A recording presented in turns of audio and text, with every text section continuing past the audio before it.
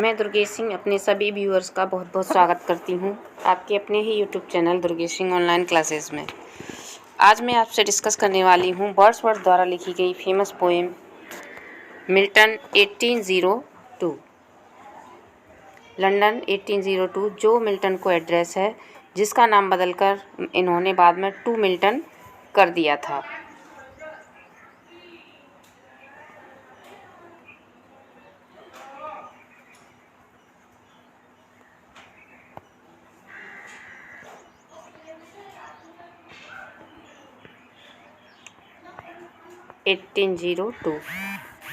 इसका नाम बदलकर बाद में इन्होंने टू मिल्टन कर दिया था।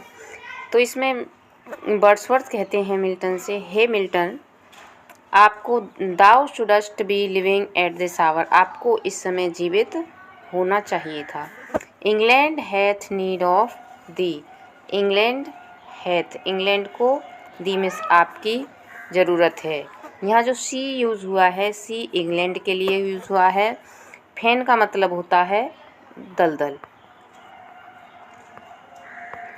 और स्टैग्नेंट वाटर होता है रुका हुआ पानी, रुका हुआ पानी। तो इस समय इंग्लैंड की हालत ऐसी हो गई है जैसे दलदल में रुके हुए पानी के समान हो गई है। अल्टर वेदी, सोर्ड सैन्य शक्ति, पेन होता है यहाँ साहित्य के लिए यूज़ किया गया है, और फायर साइड घरेलू जीवन के लिए यूज़ किया गया है। इंग्लैंड में उन दिनों लोग घरों में एक जगह बनी होती थी जिस पर ये लोग इसके आसपास बैठकर बातें किया करते थे। तो उस फायर साइड को, अपने घरेलू जीवन को इंग्लैंड के लोग खोते जा रहे हैं। The heroic wealth of hall and bower, जो धनी व्यक्ति थे, जो महलों में रहने वाले धनी व्यक्ति थे, बोअर होते महलों में रहने वाले, महलों में रहने वाले।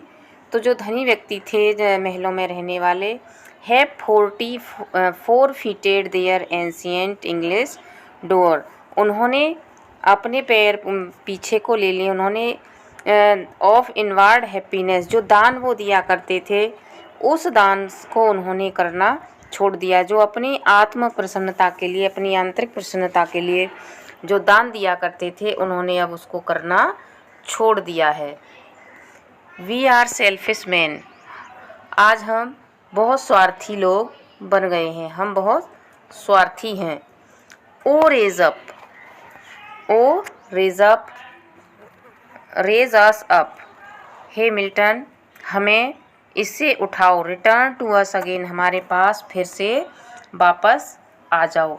यहाँ फिगर ऑफ स्पीच एपोस्ट्रॉफी का यूज़ हुआ है, जैसे कि आपने फर्स्ट लाइन से ही देखा, मिल्टन को एड्रेस है, इसलिए जब एड्रेस होता है तो वहाँ एपोस्ट्रॉफी फिगर ऑफ स्पीच होती है। And give us manners, virtue, freedom, power, और हमें अच्छे अच्छे गुण तरीके दो, जीवन जीने के अच्छे अच्छे गुण दो, हमें आज़ादी दो और हमें शक्ति दो। दाई सोल वाज, तो यहाँ तक था आपका ऑक्टेव पार्ट। ऑक्टेव में जैसे कि 8 लाइन होती हैं, जो इनकी सोनेट थी, ये पेट्रार्कन सोनेट की बेस पर थी, इसलिए इसमें 8 लाइन्स का ऑक्टेव था और 6 लाइन का सेस्टेट। अब यहाँ से हमारा सेस्टेट पार्ट शुरू होता है। Thy soul was like a star, आपकी जो आत्मा थी एकदम एक स्टार के समान थी, जो चमकती रहती थी। एंड ड्वेल्ट अपार्ट, और वो अब हमारे पास नहीं रही है, कहीं दूर चली गई है।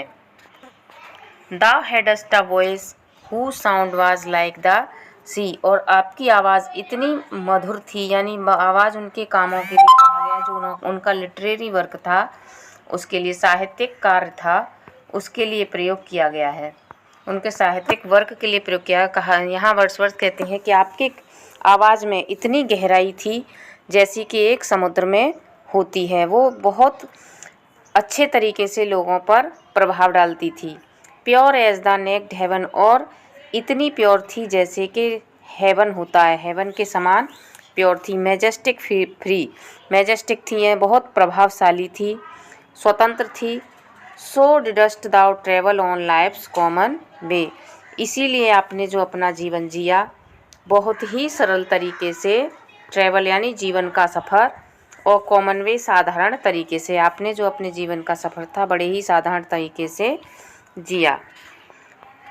इन cheerful godliness and yet thy heart, यहाँ उन्होंने वर्ड्सवर्थ ने उनकी तुलना गॉड से कर दी है कि इन चीयरफुल गॉडलीनेस, भगवान की जैसी प्रसन्नता, एंड येट दाई हर्ट, आपका जो हर्ट है वो बड़ा ही प्रसन्नता पूर्वक भरा हुआ है, जिसमें कोई बुराई नहीं है। द लवलीएस्ट ड्यूटीज़, और आपने अपनी जो कार्य थे उनको बिना किसी रुकावट के पूरा किया। इस प्रकार मिल्टन को संबोधित करते हुए वर्ड्सवर्थ अपनी पोएम को समाप्त करते हैं। यहाँ पर हमारा सेस्टेट पार्ट ख़त्म होता है। अब आइए डिस्कस करते हैं इसके कुछ की फैक्ट्स जो इसके बारे में हैं। की फैक्ट्स, लंदन 1802 के बारे में जो की फैक्ट्स हैं तो उन्हें डिस्कस कर लेते हैं। यहाँ जो पोएम टाइप हो गया है ये एक सोनेट है, और ये एक इटालियन पैटर्न पर आधारित सोनेट है, जिसे इंग्लिश रोमांटिक पोइट वर्ड्सवर्थ ने लिखा था, और इसे 1802 में लिखा गया था, जिसका पहले नाम लंदन 1802 था। बाद में इसका नाम बदलकर वर्ड्सवर्थ ने टू मिल्टन कर दिया था।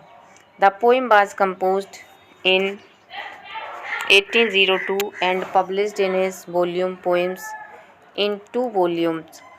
इस पोएम को कंपोज 1802 में किया गया था, लेकिन इसका जो पब्लिकेशन हुआ था वो पोएम्स का इनका 2 वॉल्यूम्स में जो पब्लिकेशन हुआ था वो वॉल्यूम आए थे 1807 में, उसमें ये पोएम पब्लिश हुई थी। It was written in Petrarchan format and Wordsworth used iambic pentameter. इसे पेट्रार्कन फॉर्मेट में लिखा गया था और इसमें वर्ड्सवर्थ ने आइएम्बिक पेंटामीटर का यूज़ किया है। आइएम्बिक पेंटामीटर का यूज़ किया है।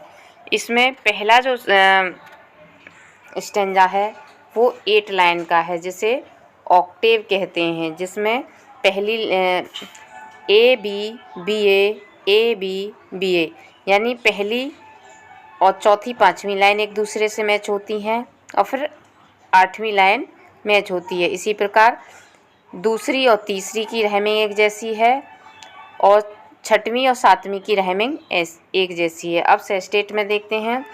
सेस्टेट की रहमिंग स्कीम है सी डी डी ई सी ई। इस प्रकार आज हमारी ये सोनेट समाप्त होती है। आई थिंक आपको ये समझ में आ गई होगी, इसकी एक्सप्लेनेशन भी आपको समझ में आई होगी। मिलते हैं अगली वीडियो में।